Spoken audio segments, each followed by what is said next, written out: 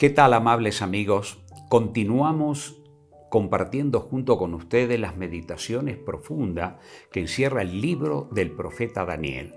Por un lado, en las profecías, como ya hemos visto, y por otro lado, en las experiencias vivenciales que tuvieron, en este caso vamos a estudiar el capítulo 4, al rey Nabucodonosor. Aquel rey que Dios, sin duda alguna, porque Dios tiene un plan que nadie perezca, sino que todos procedan al arrepentimiento.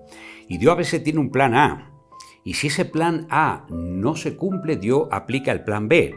Y si ese plan B, la persona no llega a identificarse con Dios plenamente, Dios tiene que aplicar un plan C, porque Dios no deja de arbitrar medios con tal que un alma finalmente reconozca.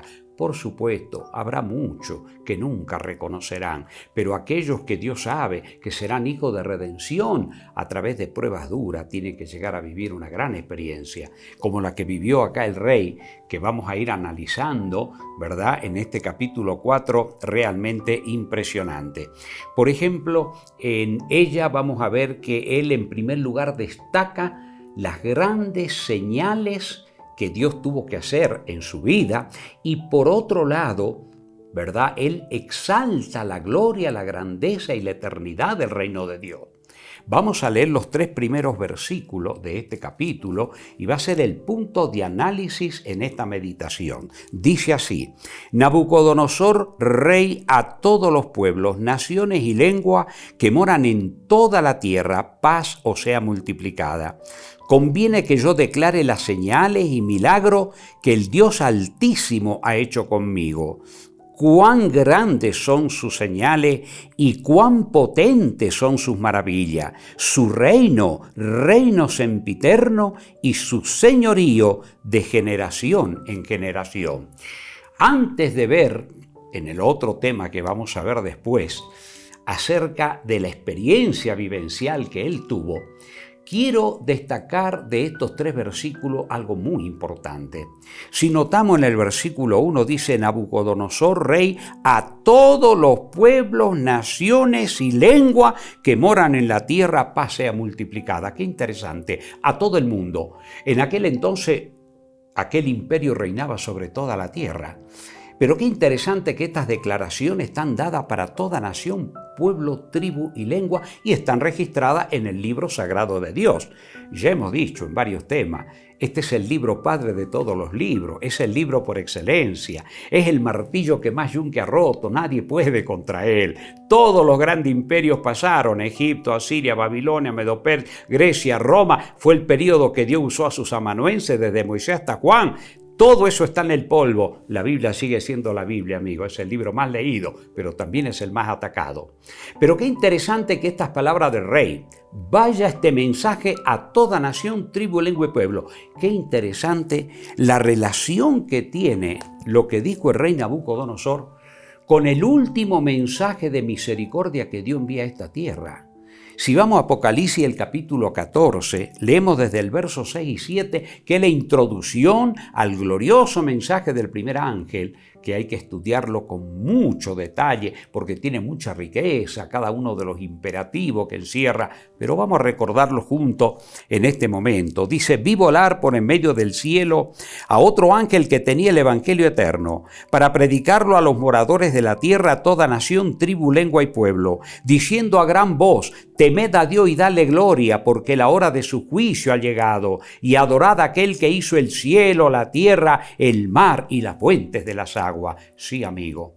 ¿Por qué Dios quiere que este mensaje trascienda toda frontera? Porque toda la tierra le pertenece a Él. Él dice: mía es la tierra y su plenitud, el mundo y los que en él habitan. Pero sabemos que Satanás es el usurpador y él está engañando al mundo entero. En Apocalipsis, allí mismo, el capítulo 12, el versículo 9 dice: y fue lanzado fuera el gran dragón, la serpiente antigua que se llama Diablo y Satanás, el cual engaña al mundo entero, fue arrojado a la tierra y sus ángeles fueron arrojados con él. Ahora, mis amigos, Dios no hace nada en sociedad con Satanás.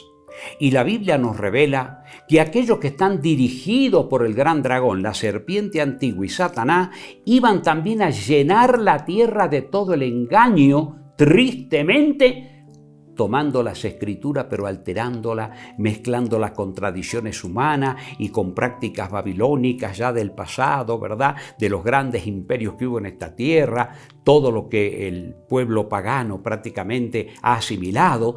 Y entonces, mis amigos, miren lo que dice acá Apocalipsis, el capítulo 13, justamente, hablando acerca de todo lo que iba a ocurrir en la faz de la tierra. El capítulo 4, cuando se estudia Apocalipsis 13, está hablando de una potencia que iba a surgir, y no es una potencia política, belicosa, es una potencia religiosa. Dice el versículo 4, y adoraron al dragón. Noten, el dragón en un sentido primario siempre es Satanás, aunque él obra a través de los grandes imperios, como obró acá a través de la Roma imperial, para entregar el trono a alguien. Pero de todas maneras, el dragón está representando a aquel que es el submarino que anda por abajo, Satanás, que dirige los poderes que él puede poner bajo su control. Y dice acá, y adoraron al dragón. Noten, adoración, esto no es político. Dice que había dado autoridad a la bestia. Ya hemos visto en otros temas que el término bestia se está refiriendo a potencias humanas, ya sean políticas o religiosas, ¿verdad?, que se oponen a Dios. Dice, y adoraron al dragón que había dado autoridad a la bestia, y adoraron a la bestia, diciendo, ¿quién como la bestia y quién podrá luchar contra la bestia? Y esta potencia, ¿sobre qué parte del mundo tiene influencia? Versículo 7, y se le permitió hacer guerra contra los santos y vencerlo. También se le dio autoridad sobre toda tribu, pueblo, lengua y nación.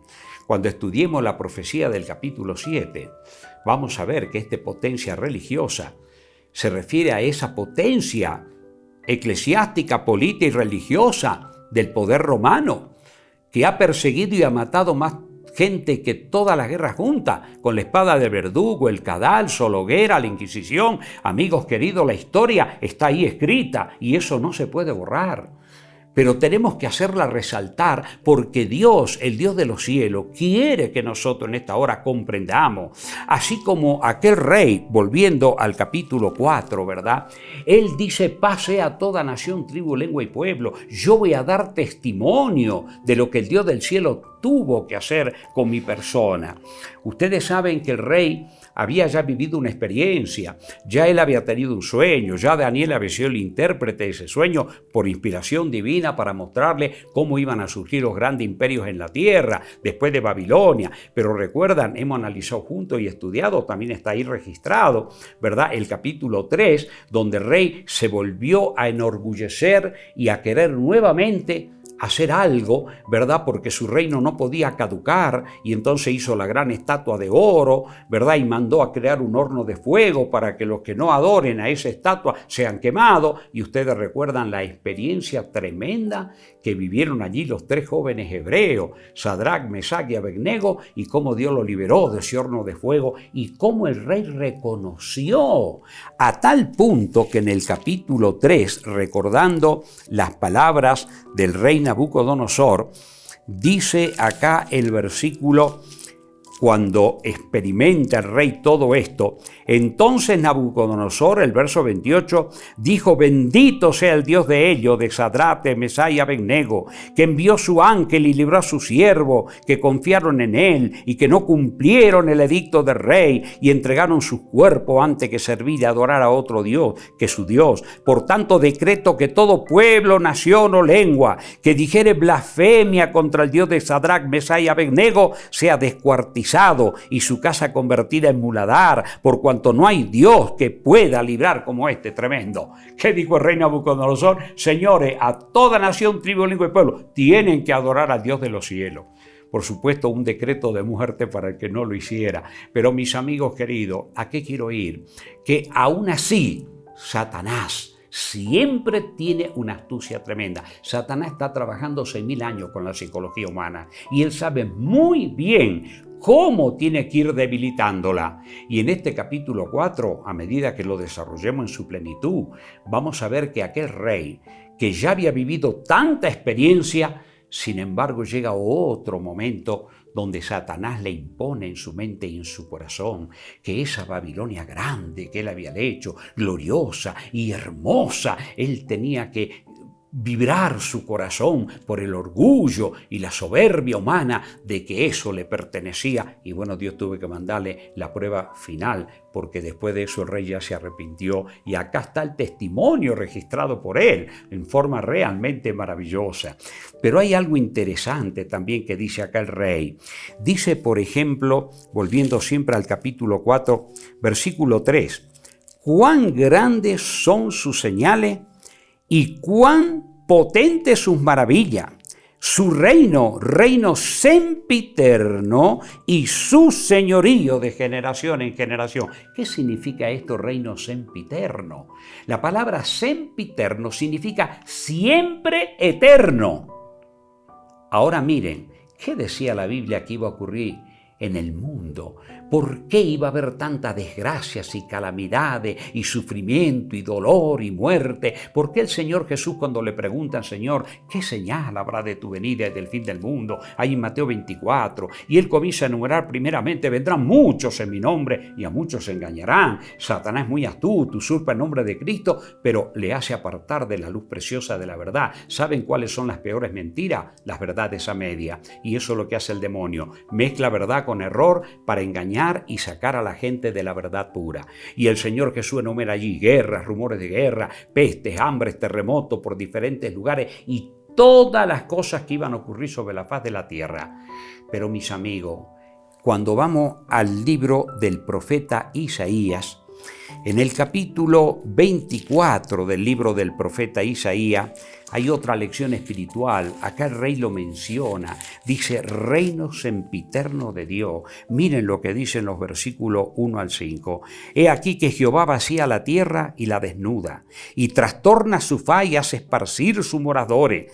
Sucederá así como al pueblo también al sacerdote, como al siervo hacia el amo, como a la criada a su ama, como el que compra al que vende, como el que presta al que toma prestado, como el que da al ogro así al que lo recibe. La tierra será enteramente vaciada y completamente saqueada, porque Jehová ha pronunciado esta palabra. Se destruyó, cayó la tierra, enfermó, cayó el mundo, enfermaron los altos pueblos de la tierra, y la tierra se contaminó bajo sus moradores, porque traspasaron las leyes, falsearon el derecho, quebrantaron el pacto sempiterno. Aparece la palabra de nuevo ahí. Pacto sempiterno, amigos queridos, las leyes de Dios son eternas. Él tiene un universo completo eterno y las leyes de Dios son eternas. Así que, mi amigo querido, el demonio es el que comenzó, ¿verdad?, violando la eterna ley de Dios en los cielos, y Dios a violar a nuestros primeros padres. Y la humanidad se ensaña cuando Dios descendió con su mano en el monte Sinaí y escribió la santísima ley. Es para reflexionar a todos los pueblos de la tierra. En la nación hebrea era solamente el elemento que Dios usaba para llenar la tierra de esa verdad. Recuerden las palabras de Jesús cuando purificó el templo de Jerusalén. Mi casa será llamada casa de oración para todas las naciones, pero ustedes la convirtieron en cueva de ladrones. La gente, eso lo fue dado a Israel. No, Señor, la ley de Dios es eterna, es sempiterna, son los principios eternos que emanan de Él. Es el reflujo, el flujo del carácter de Dios expresado ahí en los sagrados mandamientos. Así que, mi amigo, en esta primera parte del tema, antes de ver la experiencia tremenda que vivió el rey, estamos resaltando las palabras de él mismo, porque este capítulo es un relato de la experiencia vivencial que él tuvo en su fase final, y Daniel la registra, lógicamente, pero la experiencia está comentada por el mismo rey. Y mis amigos queridos, para terminar, ¿cuál va a ser la batalla de Satanás en la hora final? ¿Contra quiénes el enemigo de la verdad y de la justicia va a luchar? Apocalipsis, el capítulo 12, el verso 17. Entonces el dragón se llenó de ira contra la mujer. La mujer es símbolo de la iglesia. Y se fue a hacer guerra contra el resto de la descendencia de ella, los que guardan los mandamientos de Dios y tienen el testimonio de Jesucristo.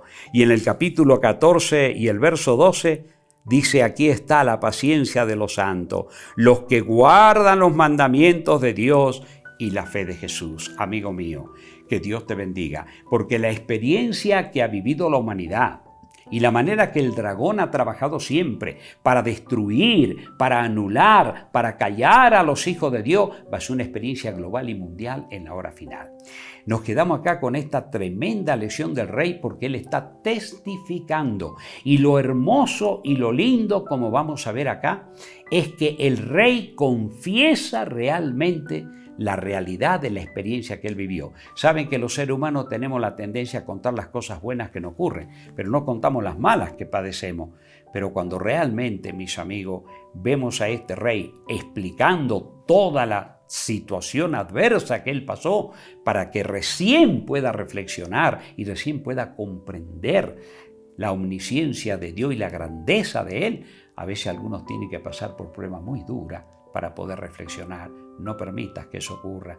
Cuando la verdad llega a tu corazón, dice la Biblia, si hoy oyeres su voz, no endurezcáis vuestros corazones. Que Dios te bendiga, es mi deseo y mi oración. En el próximo tema analizaríamos la experiencia del rey Nabucodonosor.